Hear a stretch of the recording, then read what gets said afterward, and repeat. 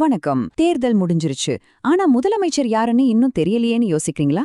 இந்த அரசியல் தேக்கம் ஒரு பக்கம் இருக்க, இதனால நம்மளோட நலத்திட்ட நிதிகள், குறிப்பா மாதாந்திர உதவித்தொகை என்ன ஆகுங்கிறத பத்தி தான் இந்த பிரத்யேக அலசல்ல நம்ம ரொம்ப தெளிவா பார்க்க போறோம். வாங்க விஷயத்துக்குள்ள போகலாம்.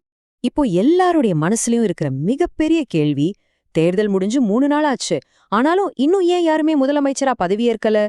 அரசியல்வாதிகள் எல்லாம் பாண்டிச்சேரிக்கும் உச்சநீதிமன்றத்துக்கும் மாறி மாறி படையெடுத்துக்கிட்டு இருக்காங்க. ஆனா சாதாரண மக்கள் நாம என்ன யோசிக்கிறோம்? நம்ம பணம் எப்போ கைக்கு வரும் அதுதானே. இந்த தாமதத்துக்கு பின்னாடி என்ன நடக்குதுன்னு பாப்போம். முதல்ல இந்த நம்பரை கவனிங்க. 108. இது சாதாரண நம்பர் இல்லைங்க. தமிழக அரசியல்ல ஒரு மிகப்பெரிய சரித்திரத்தை உருவாக்குன நம்பர். எந்த கட்சியோட கூட்டணியும் இல்லாம தனித்து நின்னு டிவிக்கே 108 இடங்கள்ல பிரம்மாண்டமா ஜெயிச்சிருக்காங்க. ஆனா இது மட்டுமே ஆட்சி அமைக்க போதுமா? அதுதான் இல்ல. ஏன் சொல்றேன் கேளுங்க. ஆளுநர் ஏன் அவங்கள ஆட்சி அமைக்க கூப்பிடல அப்படிங்கிற கேள்விக்கான பதில் இங்கதான் இருக்கு. அதாவது ஒரு கட்சி ஆட்சி அமைக்கணும்னா அவங்களுக்கு 118 எம்எல்ஏக்களோட ஆதரவு வேணும். ஆனா டிஎம்கே கிட்ட இப்போதைக்கு 108 பேர் தான் இருக்காங்க. காங்கிரஸ் அவங்களோட 5 எம்எல்ஏக்களையும் இவங்களுக்கு ஆதரவா கொடுத்த பிறகும் கூட அந்த எண்ணிக்கை 113 தான் வந்திருக்கு. ஆக மொத்தம் மெஜாரிட்டியத்தோட இன்னும் 5 இடங்கள் அவங்களுக்கு குறைவா இருக்கு. இந்த 5 இடங்கள் குறைவா இருக்கிறதுனால தான் இப்போ இவ்ளோ பெரிய அரசியல் மாற்றங்களே நடந்துகிட்டு இருக்கு. குறிப்பா சொல்லணும்னா காங்கிரஸ் ரொம்ப ஓப்பனாவே டிகேவுக்கு சப்போர்ட் பண்ணிட்டாங்க. இத பார்த்துட்டு மற்ற பெரிய கட்சிகளும் யாருமே எதிர்பார்க்காத அளவுக்கு புது புது வியூகங்களை வகுக்க ஆரம்பிச்சிட்டாங்க. சொல்லப்போனா அரசியல் களம் இப்போ செம விறுவிறுப்பா போயிட்டு இருக்கு. காங்கிரஸோட இந்த முடிவை திமுக கொஞ்சம் கூட எதிர்பார்க்கல. தங்களோட கூட்டணியில இருந்துட்டு தங்களுக்கு விழ வேண்டிய ஓட்டையெல்லாம் வாங்கி ஜெயிச்சுட்டு இப்போ அப்படியே டிவிக்கே பக்கம் மாறினதுனால காங்கிரஸ துரோகிகள் அப்படின்னு திமுக கடுமையா விமர்சிக்கிறாங்க. இது மட்டுமில்லாம விசிகா மற்றும் இடதுசாரி கட்சிகள் கூட திமுக கூட்டணியிலிருந்து விலகி வர போறதா தகவல்கள் பரபரப்பா பேசப்படுது. சரி, இப்போ அதிமுக என்ன பண்றாங்க? எடப்பாடி பழனிசாமி அவர்கள் உடனே பாண்டிச்சேரிக்கு போயிருக்காரு. இப்போதைக்கு இன்னொரு தேர்தல் வந்தா அது கட்சிக்கு ரொம்ப பெரிய பாதிப்பை ஏற்படுத்தும்னு நினைக்கிறாங்க. அதனால பேசாம டிவிகேவுக்கு வெளியிலிருந்து ஆதரவு கொடுக்கலான்னு சி.வி. சண்முகம் ஒரு ஐடியா கொடுத்திருக்காரு. இதுக்கு 32 எம்எல்ஏக்களும் ரெடின்னு சொல்றாங்க. கட்சியே 2ஆவுடைய வாய்ப்பு இருந்தாலும் கூட இன்னொரு தேர்தலை தவிர்க்க அவங்க இந்த ரிஸ்கை எடுக்க தயாரா இருக்காங்க. இந்த நிலைமையில டிவிகே சும்மா இருப்பாங்களா? தங்களோட தலைவர் முதலமைச்சர் ஆகிறத ஆளுநர் வேணும்னே சதி பண்ணி தாமதப்படுத்துறாருன்னு சொல்லி நேரடியா உச்சநீதிமன்றத்துக்கே கேஸ கொண்டு போயிட்டாங்க. இது தமிழக அரசியல ரொம்பவே முக்கியமான ஒரு திருப்பு முனைதான் சொல்லணும். இந்த வழக்குல டிவிகேவுக்காக ஆஜராக போறது யாரு தெரியுமா? காங்கிரஸோட ரொம்ப சீனியரான ஒரு வழக்கறிஞர் தான். இத ஒரு பக்கம் இருக்க, ஆளுநர் இப்படி ஆட்சி அணைக்க கூப்பிடாம இருக்கிறது சட்டப்படி தப்பு அப்படின்னு விசிகா மற்றும் இடதுசாரி கட்சிகளும் ஓப்பனாவே சொல்ல ஆரம்பிச்சிட்டாங்க.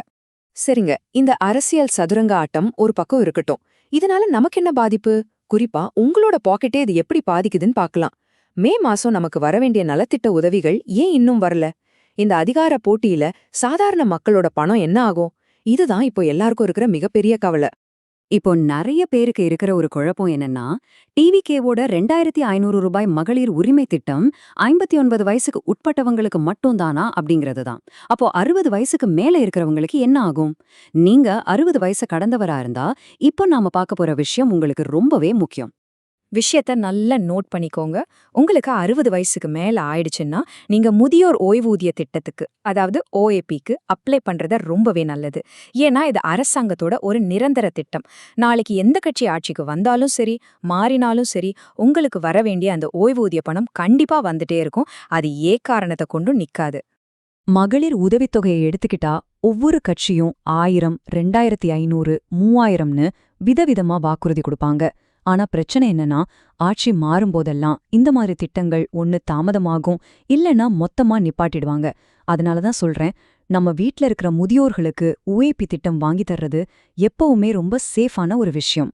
ஒரு வழியா நமக்கு கிடைக்கிற லேட்டஸ்ட் தகவல்கள் என்ன சொல்லுதுன்னா, இப்போதைக்கு இந்த நிதிகள் தாமதமானாலும் 118 அப்படிங்கிற அந்த மெஜாரிட்டியத்தோட தேவையான மிச்சம் இருக்கிற அந்த 5 எம்எல்ஏக்களோட ஆதரவை பிசிகா மற்றும் இடதுசாரி கட்சிகள் கிட்டேருந்து டிஎம்கே சீக்கிரமே வாங்கிருவாங்கன்னு தான் ரொம்ப ஸ்ட்ராங்கான ரிப்போர்ட்ஸ் வருது. அப்படியே அவங்க ஆட்சி அமைச்சாலும் நமக்கு எப்ப திட்டங்கள் எல்லாம் வந்து சேரும், அதோட டைம்லைன் எப்படி இருக்கும்னு யோசிக்கிறீங்களா? அடுத்த சில நாட்கள்ல உச்சநீதிமன்றத்தோட தீர்ப்பு வந்து புது அரசாங்கம் அமைஞ்சதுக்கு அப்புறம் இலவச பேருந்து பயணம் அப்புறம் கேஸ் சிலிண்டர் மாதிரியான திட்டங்கள் பத்தின முழுமையான அறிவிப்புகள் ஒரு 10ல இருந்து 20 நாளுக்குள்ள கண்டிப்பா வந்துரும்னு எதிர்பார்க்கலாம். ஒருவேளை இப்போ இருக்கிற 1000 ரூபாய் திட்டத்தை கேன்சல் பண்ணிட்டு புதுசா எல்லாரையும் அப்ளை பண்ண சொன்னாங்கன்னா பணம் கைக்கு வர்றதுக்கு ஒரு 2-3 மாசம் கூட ஆகலாம். ஆனா மக்கள் கோவப்படுவாங்க அப்படிங்கறதுனால புது முதலமைச்சரோட முதல் கையெழுத்தே இந்த 2500 ரூபாய் திட்டத்தை உடனே அமல்படுத்துறதா தான் இருக்கும்னு ரொம்பவே எதிர்பார்க்கப்படுது. அப்போ உச்ச நீதிமன்றத்தோட தீர்ப்பு என்னவா இருக்கும்? தமிழகத்துல புது அரசாங்கம் எப்போ அமையும்? நம்மளோட அந்த பணம் எப்போ கைக்கு வரும்? இது எல்லாத்துக்கும் விடை தெரியணும்னா அடுத்த சில நாட்கள் நம்ம வெயிட் பண்ணி தான் ஆகணும். ஒருவேளை இந்த நீதிமன்ற தீர்ப்பு சாமானிய மக்களோட நிதி பிரச்சனைக்கு ஒரு முற்றுப்புள்ளி வைக்குமா? இல்ல இது முடிவில்லாத ஒரு அரசியல் சதுரங்க ஆட்டத்தோட ஆரம்பமா? நீங்க என்ன நினைக்கிறீங்க? பொறுத்திருந்து பாப்போம்.